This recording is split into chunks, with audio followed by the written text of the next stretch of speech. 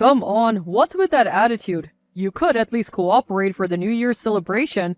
Don't you think it's embarrassing that we're the only ones without any family around while everyone else's relatives are here? I was too consumed with unbearable pain to listen to what my husband was saying. Oh, wait a second, my stomach hurts really bad right now. I tried to get the point across, but my husband was not listening. What? You're probably faking it. You really are a coward. Please, it really hurts. If I have to go to the hospital, I won't be able to take care of our daughter. Come home now. Seriously, cut it out. I'm telling you not to embarrass me in front of the relatives. Don't embarrass me, just suck it up if your stomach hurts. My husband yelled and then hung up the phone. Exhausted from dealing with him, I sank into a chair only to feel a growing wetness in my lower body. Oh no! My water just broke. I tried to move but was paralyzed by increasing pain. I have to deal with the water breaking, but what about my daughter? I was pondering this when my daughter walked into the room concerned. What's wrong, Mom? My name is Jennifer, a 35-year-old office worker. I live with my husband, John, also an office worker, and our third-grade daughter, Sarah. I had my daughter when I was 24 and haven't been pregnant since, so I thought I wouldn't have another child. However, I'm pregnant again after 9 years and due this January. As unexpected as this timing is, it's a joyful event that makes my heart race. My daughter is also beyond excited to have a new sibling. Sarah will help out, she says it with such joy. But there is one person who's not thrilled about this pregnancy. My husband, John. I'm currently on maternity leave, and while I'm at home, he can't help but make snide comments about how I'm not making money yet still costing him. Excuse me? Whose child does he think this is? I'm pregnant with your baby. I'm on paid leave. I hold back from saying anything, otherwise his pride gets triggered and he becomes furious. So I'm brushing off the sarcastic remarks from my husband, but lately, my daughter has been stepping in to respond in my place. Taking after someone, my daughter is quite the eloquent speaker, and my husband is being out-talked by our 9-year-old daughter. Mom's taking time off to have a baby, she says. Dad, you have no idea how hard childbirth is. You should be supporting her. Mom has been doing housework even while pregnant. Why can't you say such terrible things to Mom, Dad? Whenever she hits him with logic, he flushes red and retreats to his room. Thanks to her, I have been spared from John's nagging, which has been a relief. Sarah has even been reading books on pregnancy and childbirth, educating herself on the topic. I am so proud of how smart she's becoming. Still, it feels wrong to let our daughter witness our marital disputes. Of course, she would prefer if her parents got along. While I'm glad she's on my side, I can't shake off the guilt about John, who's usually out working, so I make sure to at least do all the housework flawlessly. In the midst of all this, an incident that would spark major tension arose. My husband loves his family home. He goes back for Thanksgiving and New Year's celebrations and pretty much any other occasion. I would be fine if he went alone, but he always insists I come along. It's your duty as my wife. Don't embarrass me. The whole family is there. He would say stuff like this, dismissing my feelings and drag me along. It's a 6-hour drive to his parents' house, so a day trip is out of the question. We have to stay overnight. His family has even said to me, we understand it's a lot, so just come for Thanksgiving and New Year's. But my husband would counter, don't you care about my family? Why do we have to go every time? Even your mom understands. And isn't it a bit too much? Even when I say this, he argues. It's where I grew up. Showing up with my wife and kids is how I honor my parents. Are you trying to get in the way of that? This kind of disagreement happened a lot. In fact, when our daughter was born, I had complications and fainted at his family home, ending up in the hospital. Even so, he insists we should go back for the next New Year's celebration. No matter what happens, I want to stay home this time, I plead. It's not like pregnancy is a sickness. There's no reason to worry, he says. You didn't end up in the hospital this time, right? So it's fine. So, are you using pregnancy as an excuse because you really just don't want to go? He keeps making these baffling statements. Riding in a car for 6 hours while pregnant is just out of the question. I would rather rest at home, especially given what happened last time. I was lucky I didn't have to be hospitalized. Please, listen to me. You're the only one I can rely on if anything happens. Can you just stay home for New Year's this year? Despite my plea, my husband only got angrier, his face turning red. You just don't want to go to my parents' house, do you? There's no reason to worry. You've been seeing the doctor regularly. I never said I didn't want to go. I'm genuinely concerned. Fine, then you talk to my family about it. With that, he started dialing his parents' house. He handed me the mobile phone. Reluctantly, I took the phone and William, John's brother, answered. William and his wife live with John's parents. In fact, I think it's unnecessary for us to make frequent visits when William and his family are already there. Hello, John. William, sorry, it's Jennifer? Oh, it's you, Jennifer. What's up? William, I'm sorry, but we would like to stay home for the New Year celebration. Our due date is around that time. Hearing that, William replied, I understand. Of course, that's fine. You're going through a lot right now. There is no need to make a special trip for family gatherings. His words, please take care of yourself, made me tear up. William continued with kind words. We should have been more considerate last time. I'm sorry. We should have stopped you from coming in the first place, considering your condition. No, it was my fault. Don't say that, Jennifer. You're the one who is going through the most. It's only natural for everyone to be considerate of you. Let us know if there's anything we can do to help. We are just as happy to have a new addition to the family, you know?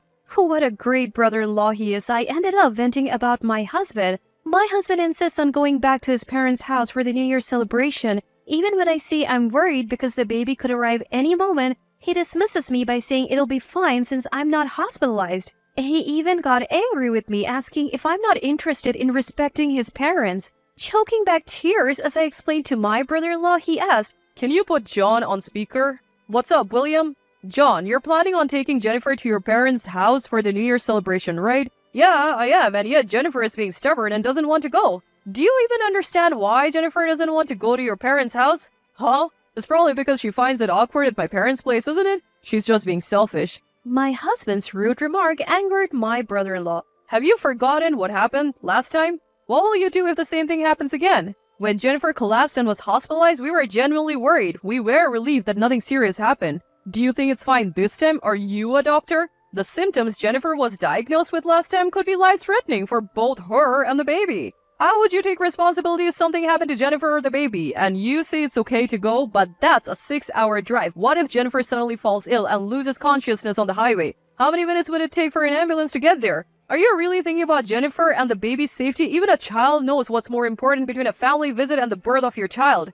Finally, my husband calmed down after hearing all this from my brother-in-law. My husband's face turns pale. Seriously, he's a terrible husband if he doesn't understand the gravity of the situation until I spell it out for him. Then my brother-in-law graciously says, I'm really sorry for the trouble my brother has caused you. I apologize on his behalf. Please enjoy the New Year at home. I'll let the rest of the family know. My husband mumbles, William worries too much. With an uncomfortable look on his face. From now on, I'll consult my brother-in-law before listening to my husband. Thanks to my brother-in-law's stern words, I was able to relax at the beginning of December despite the pre-birth drama. But as the end of the month approaches, my husband starts complaining about not being able to go to his parents' house. Finally, New Year's Eve arrives. I have finished cleaning the house and preparing for the New Year's celebration. I was relaxing with my daughter when my husband says, I need to buy something. I'll be back. And drives off around 3 p.m. And then night falls with no sign of him returning. I call him, but he doesn't answer. I have no choice but to eat dinner and watch the ball drop with my daughter. What on earth is going on? I wonder this in the back of my mind as we watch the countdown concert on TV and ring in a peaceful New Year's Eve with laughter. The next day, despite the New Year arriving, he still hasn't returned in the morning. I wish he would at least get in touch. It's worrying when there is no news from him, although there is no snow in our area, there's still a chance he could be in an accident. Feeling uneasy, my daughter and I nibble on the New Year's feast. After finishing our meal, I was relaxing when my husband called. It sounded chaotic in the background. Hey, you should come over too. Wait, what are you talking about? Where? It's my parents' house, duh. Seriously? Everyone's here having a drink, so hurry up. Turns out he was at his parents' house for New Year's Eve. Wait, you told me you were going out to get groceries. Was that a lie? I don't know, but I'll eat your share if you don't show up. He was clearly drunk. Despite my previous appeals, nothing had gotten through to him. My daughter looked on concerned. Fearing a fight, I took the call into another room. Listen, ask William or someone else to take you home. Just as I said that, a sudden pain struck me. Regardless, my husband's tone became increasingly irritated. What's with that attitude? I've been putting up with your whims this whole time. Cooperate for the New Year celebration at least. I had asked him to hold off just for the New Year celebration. It's not like he had cooperated with anything before. It's embarrassing if we're the only ones not present when all the relatives are there. He went on and on about that, but my attention was consumed by excruciating pain.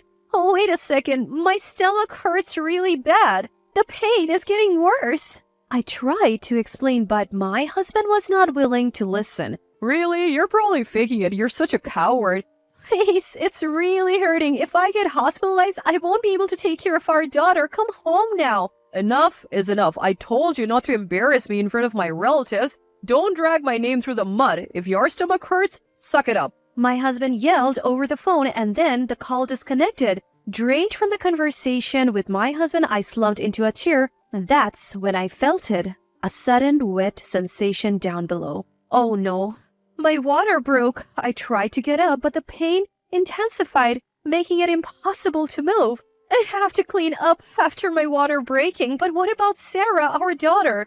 Fighting through the pain and lost in thought, Sarah walked into the room worried. Mom, where's Dad? Sorry, Sarah, can you come here first? What, Mom, what's wrong? Sarah, can you call an ambulance with this phone? Frozen by pain, all I could do was ask for her help. Sarah looked panicked, unsure of what to do. I realized I had never taught her how to call an emergency line. I have to tell her how to do it while I'm still conscious. Just then, Sarah said, I'm going to get the neighbor. And she dashed out of the house. After a minute, our neighbor arrived. Sarah knew she couldn't handle it and immediately called an adult for help. Jennifer, are you okay? I'm calling an ambulance right now. Our neighbor did just that, and in that moment, I was grateful for having such a supportive community. Sarah held my hand and rubbed my back until the ambulance arrived. During the ride, our neighbor contacted my parents. Finally, the ambulance got there. I gave birth later that day. The next day, both parents arrived at the hospital. It's a healthy baby boy born a bit early. Tried reaching out to my husband but couldn't get through. He never showed up. He finally comes on January 3rd, brought by my brother-in-law. Brother-in-law apologized to me even though it wasn't his fault. Sorry, we're late bringing my brother here, he says. He had his phone off since New Year's and didn't realize you were going through all this. Brother-in-law is apologizing while the person who should be apologizing is sulking beside him. Turns out my dad had been trying to call my husband's cell but couldn't get through, so he finally reached him on our home phone. William, I appreciate you coming, but I don't want to see my husband right now. I'm even considering divorce, I say. At this, my previously sullen husband looks up, eyes wide. What? You're getting too full of yourself. Who do you think you are talking about divorce? Brother-in-law is stunned. Hey, John, what are you saying? But my husband keeps insulting me. She's just being dramatic. She probably just wants us to worry about her. Just then, the door to the hospital room opens. What's going on here? It's my dad, Thomas. Oh, Thomas? My husband looks shaken at his arrival. Dad had just taken my daughter out for lunch. John, is this how you speak to my daughter regularly? Answer me clearly. My husband straightens up at my father's angry voice. You accused her of faking it while she was in so much pain? Her water broke. Can you still say that looking at Jennifer now? Enough. She'll be recuperating at my house for a while, and you are not seeing her or the baby until further notice, understand? So you get it now? Seems like my husband finally understood the mess he's made. What's gonna happen when I'm at work? Who's gonna take care of me? I take that back. He's still as useless as ever. Take care of yourself. Our daughter managed to work and handle house chores before going on maternity leave, didn't she? If you're an adult, act like one. My father shouted. My husband still had more complaints, but my brother-in-law intervened. I'm really sorry for my brother's actions. Congratulations on the new arrival. Please accept this gift, even though it's late and not much. My brother-in-law handed us a generous baby gift and then left, taking my husband with him. Dad, I'm really sorry for causing you trouble. When he came to ask for your hand in marriage, I thought he was a more reliable man. After that, I took some time to recover at my parents' home. Good thing my daughter was on winter break. After about 2 weeks, my dad and I went back to the home where my husband was. We left our new baby and daughter with my mom. Finally, face to face with my husband, the house was just as I had feared, dirty and dusty. He had been living off fast food. The empty boxes filled multiple trash bags. My father and I sat down with him in the living room. I'll get straight to the point. I want a divorce. I pushed the divorce papers towards him. You serious about divorce? You can't even say thank you or well done for giving birth. Well, you're a mom. Isn't giving birth just part of the job? My husband spat out the words almost immediately after the conversation began. My father's face grew increasingly stern. My husband continued to spout nonsense. I just found out it's a boy. Well, then I don't want a divorce. I've always wanted a son. I'll raise him to be a baseball player. You know, Ichiro became a huge star practicing with his dad. I want to do that kind of stuff. I was so dumbfounded I couldn't even speak. What does he think his own children are? Ichiro's father never saw his son as a cash cow, unlike you. Unable to stand our silence any longer, the living room door burst open. I tried to wait until the right moment to intervene, but I can't stand this anymore. In came mother-in-law. My husband was shocked by her sudden entrance. John, get a grip. Who do you think enables you to go to work stress-free? Who's taking care of the kids instead of you? Who's cooking every day? Do you have any idea who keeps this household running? It's all thanks to Jennifer.